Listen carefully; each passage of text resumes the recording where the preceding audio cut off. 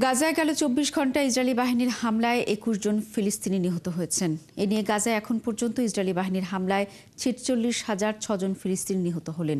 এদিকে শুক্রবার লেবাননে যুদ্ধবিরতি চুক্তি লঙ্ঘন করে প্রাণঘাতী হামলা চালিয়েছে ইসরায়েলি বাহিনী। এতে বেশ কয়েকজন লেবানিজ নিহত হয়েছেন। এদিন ইয়েমেনেও হামলা চালিয়েছে তেল আবিব। আরও জানাচ্ছেন ঋতু সাহা।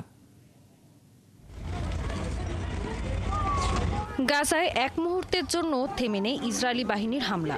শুক্রবার গাজার দক্ষিণাঞ্চলে খান ইউনিস ও গাজা শহরের জেতুন এলাকায় ব্যাপক হামলা চালিয়েছে ইসরায়েলি বাহিনী। এতে নিহত ও আহত হয়েছেন বেশ কয়েকজন ফিলিস্তিনি। এদিকে শুক্রবার গাজায় ইসরায়েলি বাহিনীর হামলায় সাংবাদিক সাইদ নাভান নিহত হয়েছেন। স্থানীয় গণমাধ্যমের প্রতিবেদনে বলা হয়েছে, তিনি সহ বেশ কয়েকজন সাংবাদিক যখন নুসেরাত শরণার্থী শিবিরের চারপাশে ইসরায়েলি বাহিনীর অভিযান কভার করছিলেন, তখন তাকে লক্ষ্য করে হামলা চালায় ইসরায়েলি বাহিনী।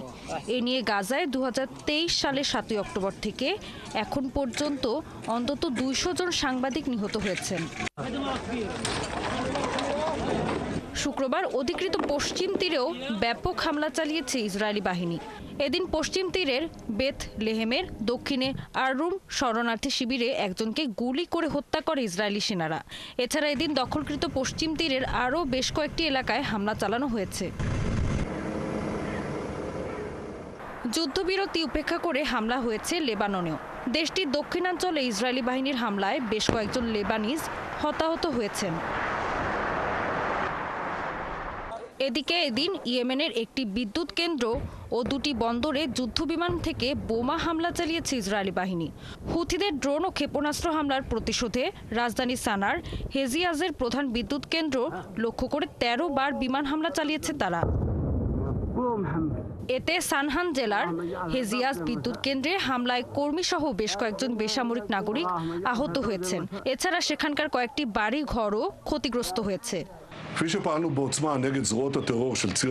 আমাদের বিরুদ্ধে আগ্রাসনের দায়ে ইরান সমর্থিত হুথি মিলিশিয়ারা চড়া মূল্য দিচ্ছে।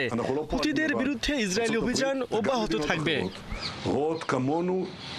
এদিকে যুক্তরাষ্ট্রের নবনির্বাচিত প্রেসিডেন্ট ডোনাল্ড ট্রাম্প ক্ষমতায় আসার আগেই গাজায় যুদ্ধবিরতি চুক্তি সম্ভব বলে জানিয়েছে হোয়াইট হাউস। ঋতু সাহা, একাত্তর।